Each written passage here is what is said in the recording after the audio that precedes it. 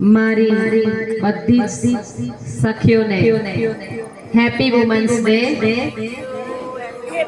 આંતરરાષ્ટ્રીય મહિલા દિવસની ખૂબ ખૂબ ખૂબ શુભેચ્છા।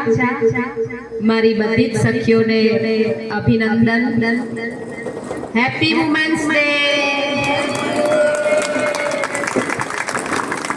હવે આપણે એક સ્ત્રી વિશે કહેવા જઈએ તો ઘણું બધું આપણે કહેવાનું છે।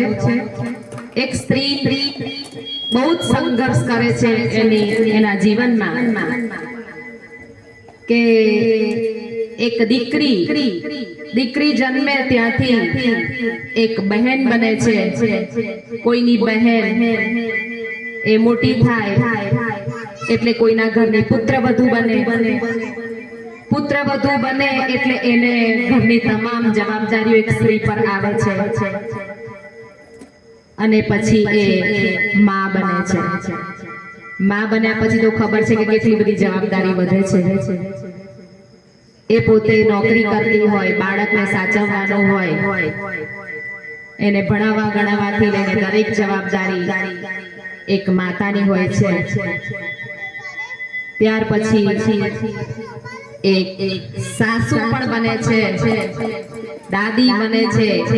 એટલે દીકરીથી લઈ અને દાદી સુધીનો સંઘર્ષ એક સ્ત્રી જ કરી શકે। આપણા દેશની સ્ત્રીઓ વિશે આપણે કહેવા જઈએ તો ઘણું બધું કહેવા જેવું છે। આપણા દેશના એક રાષ્ટ્રપતિથી લઈ અને તમે જો અવકાશ સુધી પહોંચી ગઈ છે। દરેક ક્ષેત્રમાં અત્યારે મહિલાનું બહુ મોટું યોગદાન છે।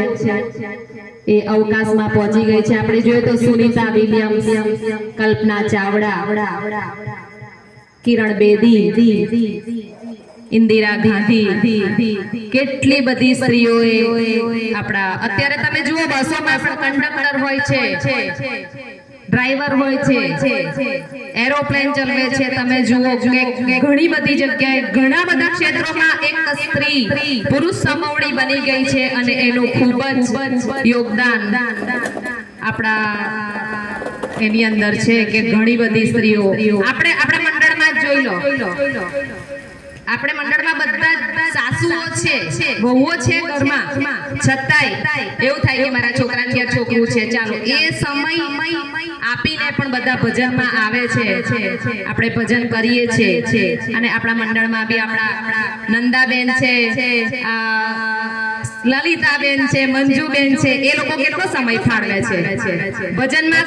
ક્યારેક તો રાત્રે 2 વાગી જાય છે, સવારે ઉઠીને લોકો નોકરી જવાનું હોય છે, છતાં પણ એ લોકો કેટલા ટાઈમના પંક્ચ્યુઅલ હોય છે અને ભજનમાં આવે છે।